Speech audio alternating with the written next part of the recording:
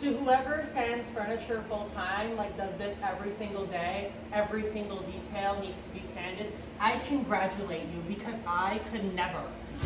This shit is exhausting.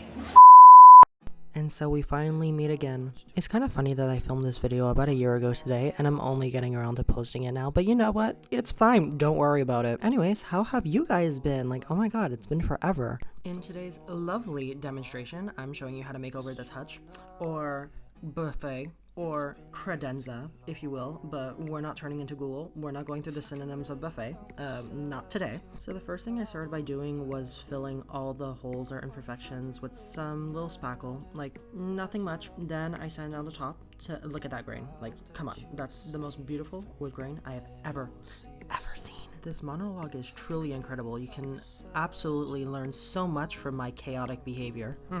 Anyway, let's talk about primer. So I'm using bin shellac. No, that is not true. I usually use bin shellac, but now I've been getting used to using the Zinsser cover stain and Zinsser 123 in a spray can instead of rolling my pieces. I just find that it gives a much better finish if you spray it rather than roll it onto your piece, so you don't get that weird texture, but to each their own. Like, come on, look at that slick, clean, classic, vibrant finish. If I sound sleep deprived, it's probably because I am. It's time to pick a color. Pick a color. The words pick a color remind me of like a nail technician yelling at you to pick a color, or else they're gonna like hit you in the back of the head with a broom. It's truly incredible how you can just watch and listen to my thought process throughout the entire video. Like, I am not stable, as you can tell. But then again, round of applause for Brandon. Entertainment at its finest. Anyways, back to teaching you guys. So I'm using my HomeRight's Finish Max sprayer. Let's just make it clear that inflation has really been a pain in the for everyone. So I bought this sprayer when it was about $60-$70. Now it's up to $125 to $160. So it is quite an investment, but if you want that like clean, slick finish, then I highly recommend you get a sprayer. Or else painting by hand is also a lovely choice. I just don't paint by hand anymore because I prefer spraying.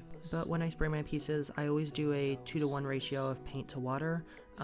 You don't want it to be too thin or else the paint will actually leak all over your piece. So it has to be like a perfect consistency. Usually like cake batter, cupcake batter is the perfect consistency. So not too wet, but still a little thick. And what you just saw me do was I did a paint wash. So what I did was I did a 3-part water to 1-part paint ratio. So it acts as a stain, but it is actually paint and it works pretty well. Now that everything is dry, it's time to seal the piece. So this is my all-time favorite clear coat. It's Country Chic paint clear coat. You can equally use any other sort of top coat. You can use wax, but this is my go-to. I just love the finish. It's not too shiny, not too matte. It's just the perfect what's the word? Let's go with the word shimmer because I think that like says enough. Have you also noticed the pajamas and sweater like change? Like, damn, I think that is very fashionable. Like, I look fantastic. So just as I'm about to wrap up with the video, I just want to ask you guys something.